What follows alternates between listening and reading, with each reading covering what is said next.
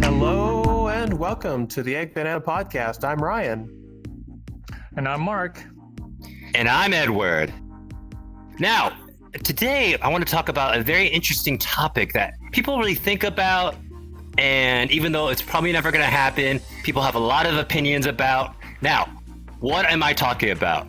Yes, you guessed it, the ideas of zombies. Now, there's a lot that we can kind of broach today in regards to this, but first and foremost, since we're living in Taipei, and you guys have seen the movies, you guys have played the video games, what would you do if all of a sudden there's a zombie infestation or a zombie apocalypse? All your friends are turning, your family's turning. Where are you going to go and why? So this is a topic that I am extremely passionate about, but before you get my thoughts about it, I thought I'd pass it over to one of these gentlemen. So, Ryan, do you have any ideas? Well, actually, I hadn't really thought too much about it, but if you if you think about like some movies, like say for example 28 Days Later, that was one of my favorites, I guess. I could kind of spoil it, but I think that movie was also based on an island. I was thinking there might be some similarities there. I guess just from watching movies and stuff like that, I could kind of put myself into that kind of situation a bit. Mark? I don't know. This has been always kind of something that's on the back of my mind. Like, I always like to be prepared about certain situations. Of course, zombies is kind of like the last thing that someone thinks about when they walk into a certain situation. But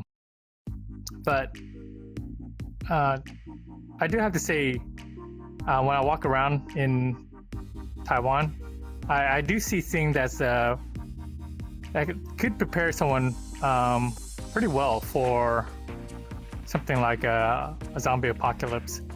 I don't know if you guys have noticed, a lot of buildings here in Taiwan, they have like metal doors. So, and I don't know if you guys have watched a lot of zombie movies, but I've seen quite a few, and I see a lot of situations where people are running around and they're getting into situations where they easily can be found or killed. So, but here in Taiwan, like, you see these metal doors, and these metal doors are basically for typhoons. So, and I just, sometimes I think like, oh, this is like a great opportunity to like, keep yourself safe in certain situations, in case like being attacked by zombies, like, and then of course the essential part is like staying alive. When you're behind the metal doors, like you need food and water and whatnot. So, but there's also, because there's like so many zombie movies, you also have to think about like what kind of zombies are there. What would you have to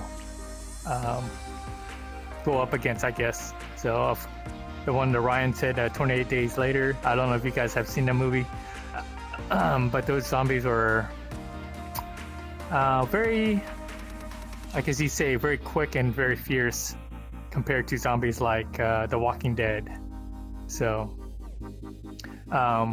where The Walking Dead are very slow, but they can still like kill you. So I don't know. These are things that I've been thinking about. I don't know. What about you, Edward? Like, what have you kind of thought about, or what kind of movies do you think is a good situation to, or most likely to survive through? So, and I've also played a lot of zombie games as well. So. Well, I'm glad you asked. Basically, it's like this. Okay. Mark brings up a good point. Basically, it depends on what type of zombies you have. Usually in the original black and whites, I forgot what the first zombie movie I ever saw. I believe it was called Night of the Living Dead. If I'm wrong, please don't go after me. And then in that story, Yeah, and basically what happens is that they end up holding dead. Yeah, they end up holding up in a house. And with those zombies, it's not really a big deal. What happens is they kind of congregate and becomes a mass, but they're so slow you can kind of run around them. So if that's, I feel like if that's the case, it should be okay. But usually, especially in the more modernistic movies, the zombies are really fast. They're almost like super athletes. They're like Usain Bolt. They're running after you. So it just kind of depends. But going back to what Mark was saying, for me, I had thought about this maybe a little bit too much. For those of you guys in Taiwan, Taipei, we have a really tall building called Taipei 101. I don't know now. Maybe it's like the third largest, tallest building in the world, fourth. I don't know, but something like that. My plan would be to kind of hold. Okay. As soon as people are starting to turn, you got to bring your friends, your family members, whoever you want. You got to go there. You got to block all. I was trying to think about this. You'd have to, lock down the downstairs and then maybe go further up. The higher you can go, the better, so you're kind of far removed from the zombies. And I assume that area, because there's some restaurants, you could kind of get food. And I feel like that place is kind of well fortified because it's a newer building. So it's actually also, I don't know if they call it earthquake proof or earthquake resistant. So I feel like it would be able to kind of, because you figure all these zombies after a while, they're going to kill everybody. Not to get dark, everybody who I think they find right away. And then after that, like, everyone's going to be playing hide and seek. And I feel like you got to hold up somewhere like that, or maybe a mall. Like, usually that's what they do in the movies, like somewhere like that. I don't think staying in my apartment would be a good idea unless you live in a huge apartment, and there's just like a lot of variables because it depends how fast the zombies are. Usually what happens in those movies are you get infected if you get bit. And then like the huge fallacy that they make in these type of movies are like, Mark, Ryan, I love you, but if I see that you're bit, I gotta kill you, man. I'll have a hard time doing it. I'm going to hell, but I expect that. If, those movies, it's always like, oh, have you been bitten? Yeah, but it'll be okay. I'm gonna fight this. Or no, that's blood from my nose. It's like, and then I know that's kind of like story development, and they do that because later they turn, but if this is a real thing, and if it's like as soon as you get bit, you're infected, or you get bit in the arm and I have to like amputate my arm, I'm doing that. Like, basically, I hate to say it, but at the end of the day, it's kind of like you gotta do what you gotta do to survive. And then I think basically what would happen is you'd have to kind of, especially if there's injured people, you have to be able to get like food allotment, medical supplies, that kind of thing. And then it's kind of like, what's the saying? It's like martial law. If there's zombies basically going around eating everybody, unless the police and the military can do something, it's gonna be like Lord of the Flies. Everyone's gonna like hole up somewhere, have their own rules, that kind of thing. So I think the most important part is probably find an area that's like well fortified. If there's food in there, so you don't have to venture out for a while, that'd be perfect. And then also the issue in Taiwan is, for the viewers out there or the listeners out there, I don't know if we don't really have access to guns like the States. So I don't know how that would work. If we'd have to like, take over a police station or go to police station, get some weapons, or how that would work. So those are just some of the things I would thought. Let me add a few more things before I give it to Ryan. Besides movies, the original one, I used to play a bunch of video games. Probably the ones that a lot of people know or that I used to play was called Resident Evil, which also has to do with zombies, and that was a really fun game. And then basically, it's just interesting. I don't remember 28 Days. I kind of fast forwarded through that, but I heard it's a really good movie. But anyway, those are my initial thoughts. But Ryan, what do you think? Do you have anything to add? Yeah, just going back to kind of what Mark said a minute ago, for those who might not be familiar, like in all of the, when you said metal doors, were you talking about the ones at like the MRT stations or on the like houses and apartments and stuff? I think almost all the houses and apartments. Okay. Let me think about this. Some of the houses on the first floor, they have like red metal doors, but I'm talking about like the ones that kind of roll down. Like you see almost every shop, they have those metal doors. And I don't know, I always think of like, oh, those are like be pretty effective against zombies. Like like True. bring those down. Yeah. And but of course, yeah, once you're like inside and fortified, you've got to bring supplies with you and stuff. So you have to think about like where you want to fortify yourself. I know Edward mentioned about Taipei 101, and I've thought about that before, but it's just a really tall building, and it's just, of course, during that time we're not gonna have electricity, so you're gonna go like up and down stairs all the time, and Yeah. I don't know. Yeah. So, Maybe a and mall. it was- What do you think about a mall? Well, I was thinking, based off of what both of you guys said, like maybe like the area over at like Zhongshan Fuxing, where there's like the cross between the blue line and the brown line, and it's connected to Sogo. There's like Sogo department store there. So yeah, you could get some food, some groceries, even clothing Sogo would be stuff. good. There's lots of bathrooms. And then, like what I was thinking that Mark was originally talking about, they do have those giant metal doors that you can move. I don't know if they were for typhoons or what they were for, but you could actually seal off the MRT. So you could like, I don't know if you've noticed, like when you go into the MRT, there's like this giant, like, I don't know, it's made out of steel or whatever, and it's got like one of those winding handles or whatever. Like if you were to close that and then lock it off, you know, and then everybody else on the inside is safe, but then that particular MRT station has access on one level or two levels to the Sogo department store. So I thought maybe that might be an okay place. Yeah, I think like a mall ideally sounds like a good idea. But I'm trying to think of the name of that one movie, that zombie movie. I think it was Dawn of the Dead. Yeah, they were in a mall, right? Yeah, Yes. they were like trapped in a mall. And it sounds like a good idea, but then like you have to close off, like you have to like think of all the exits and like figure out how to close off all the exits. And the mall just has too many doors, and so you could be potentially exposed to more infected people, I guess, inside of the mall. I guess depending on how the outbreak happened. But what do you think about like one fallacy in the movies is they're always like, oh, okay, we're safe, and all of a sudden I have to be like, Ryan, I gotta make sure my brother's okay, but he lives like across town. I would be like, nah, like I'm not going. I'm like, you know how they always like, I'll go with you. I'm like, nah, I would not. Would you guys do that? I love my brother Victor. Victor, shout out. But if he's like in another part of Taipei, I just gotta assume he's okay, and maybe we'll rendezvous after the zombie apocalypse. You know how they always do that in movies. Yeah, what was that would one? be tough. No, it wasn't a zombie movie, but it was kind of like an alien. What was that called? Give me the synopsis. Okay. Like, I think it happened in New York City.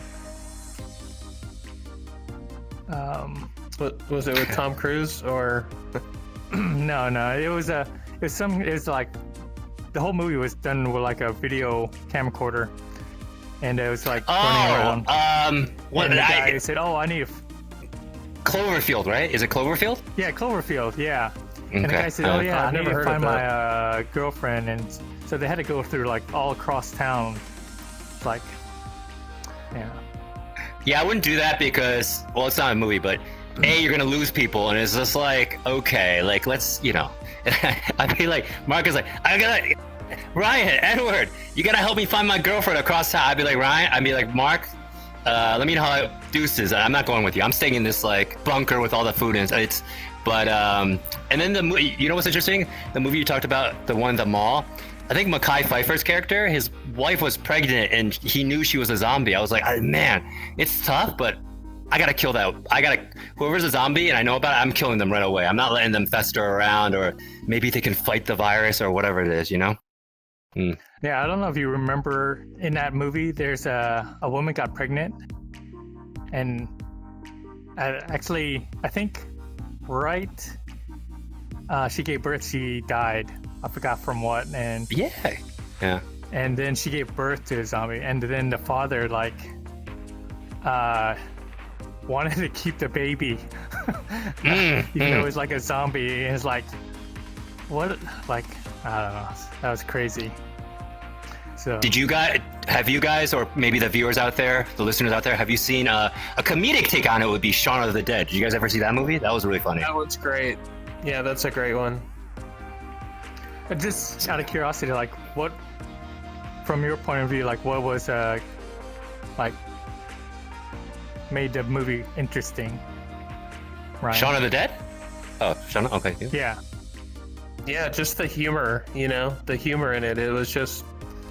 Have you seen it, Mark? Shaun of the Dead?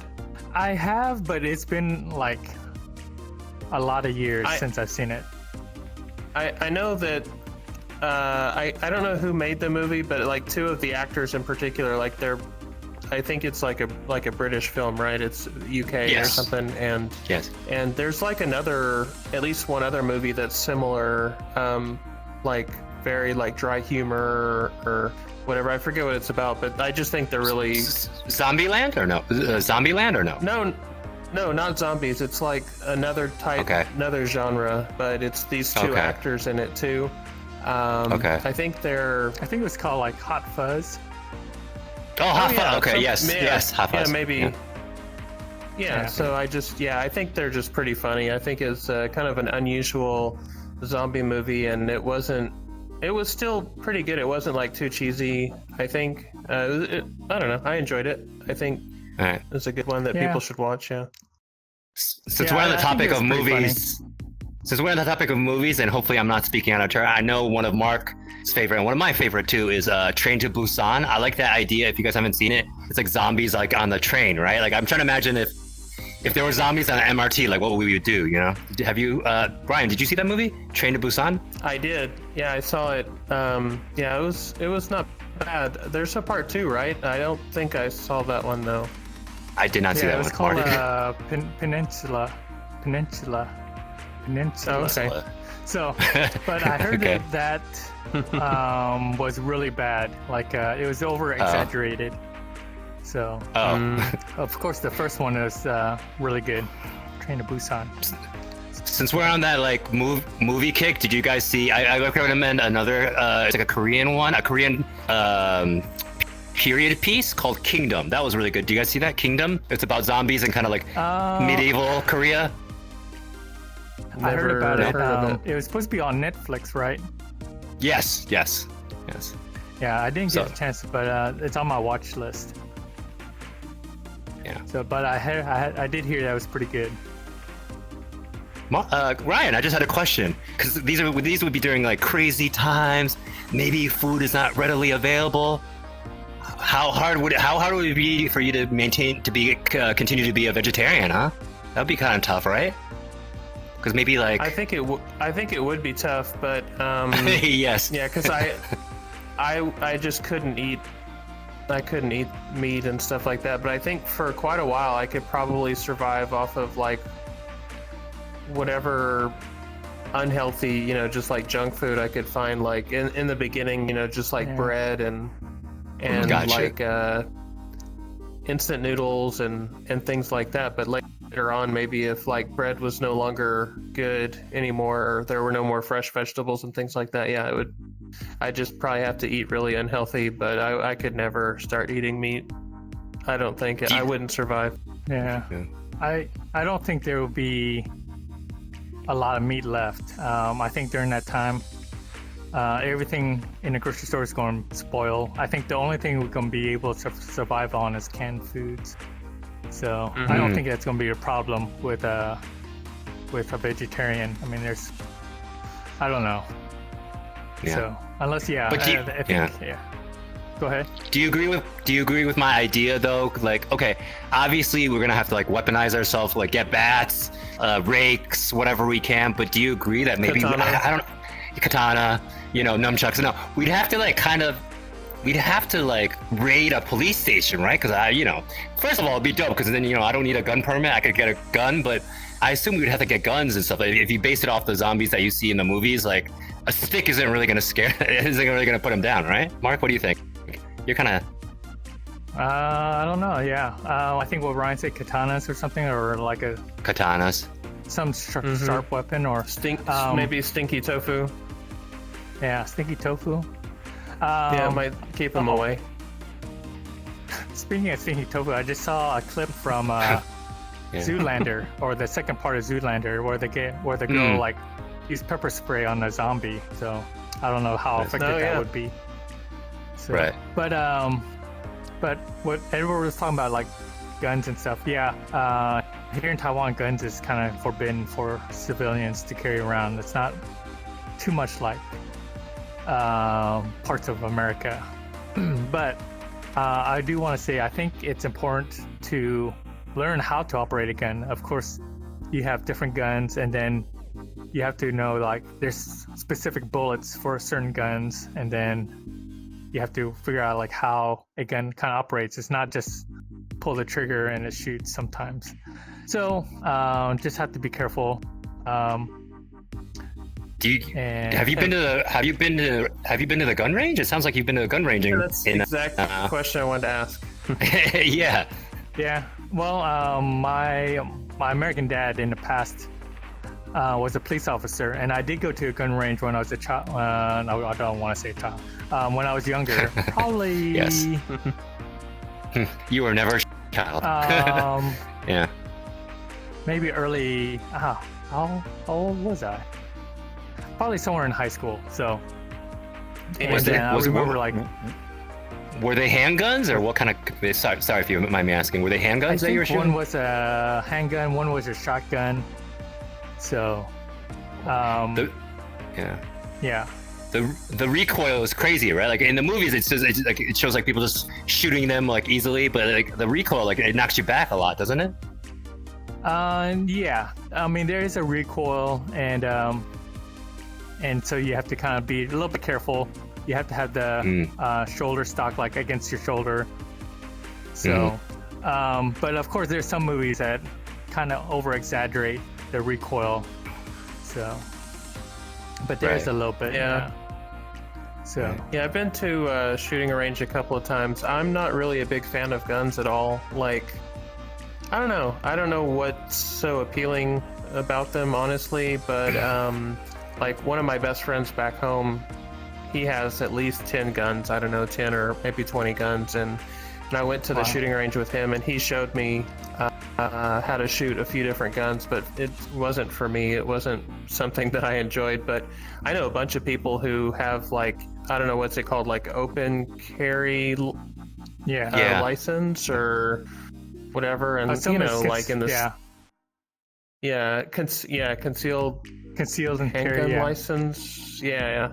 So, I mean, you know where I'm from, so like everyone there pretty much has a gun, or either if they don't carry it on them, then they have it in their glove box in their car, or at home they've probably got at least one or several. It's pretty common, but in my house, like growing up, like my mom didn't like guns or anything like that, so we never really had a gun in the house. But I think it's pretty rare. I think most everybody does have one in Texas.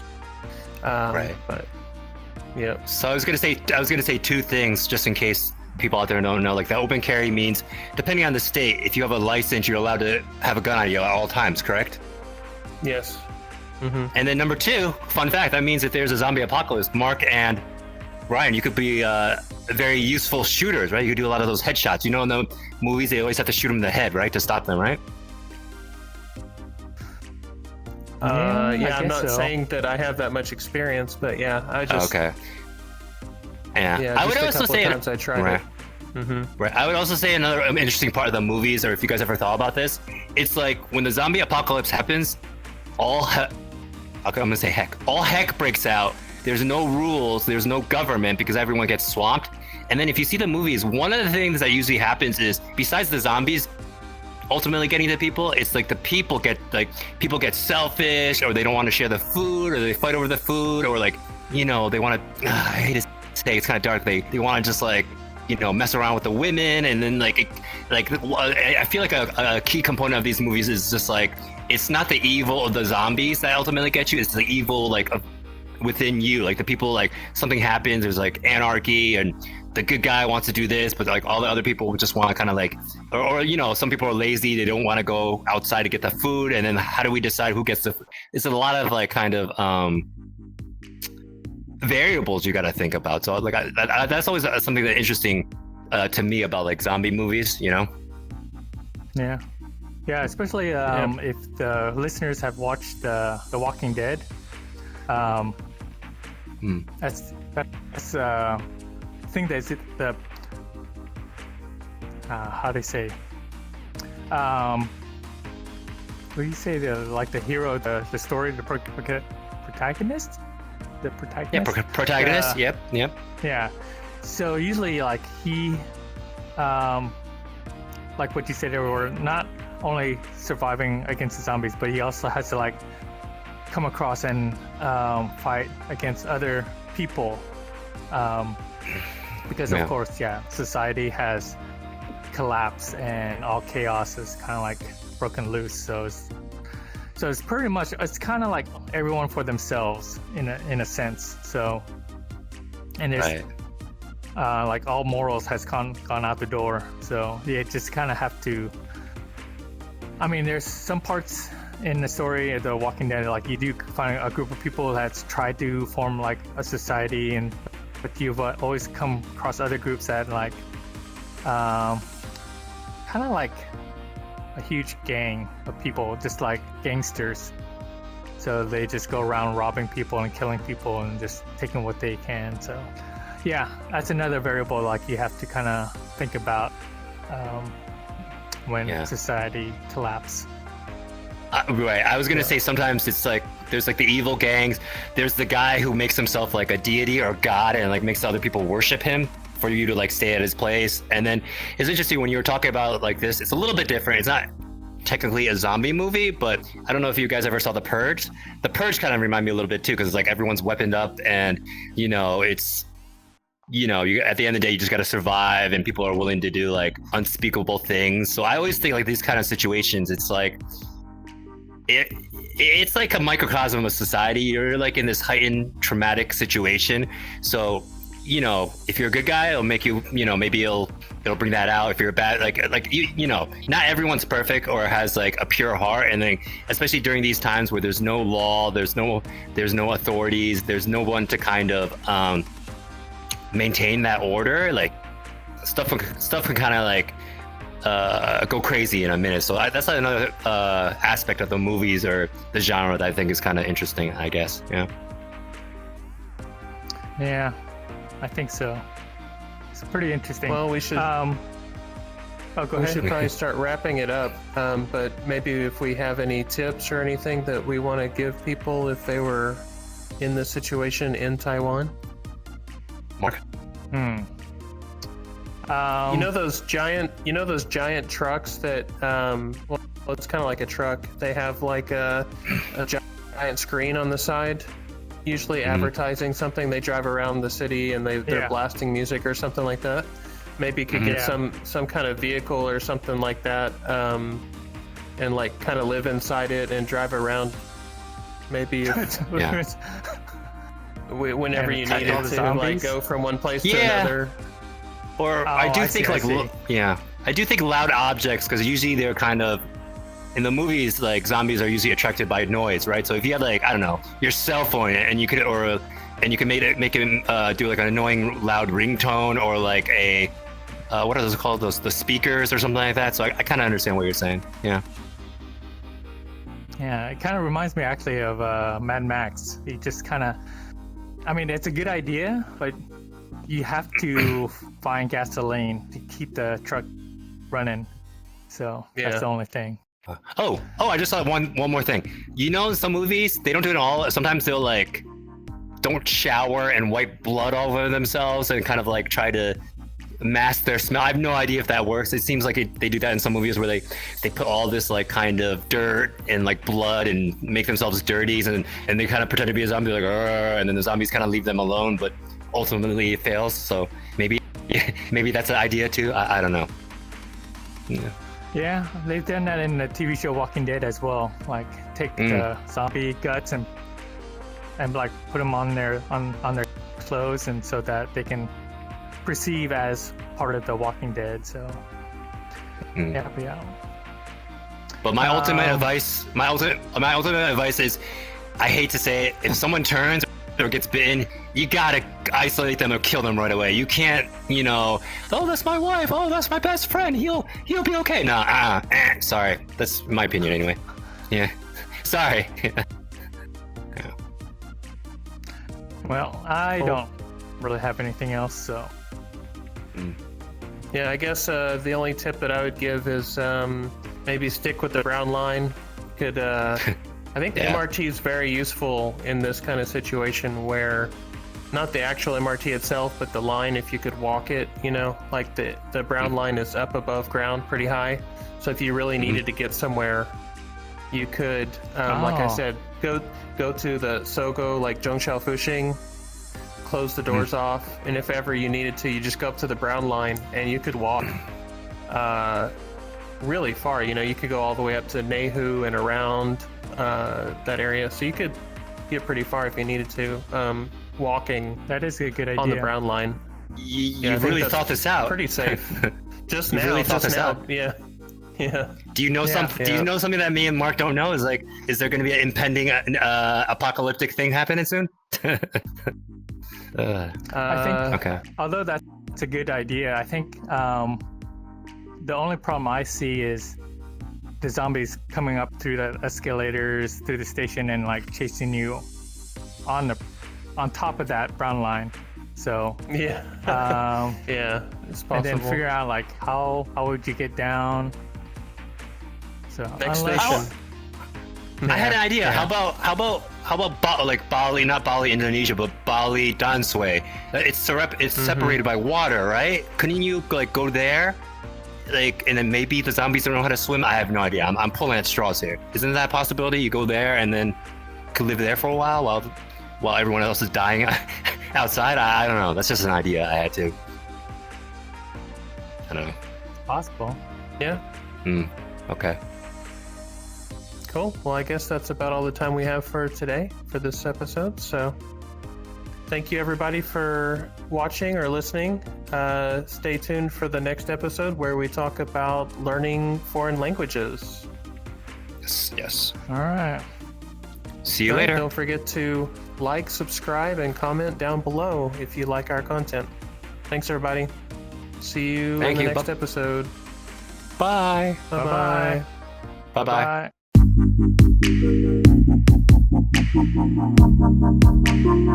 Bye.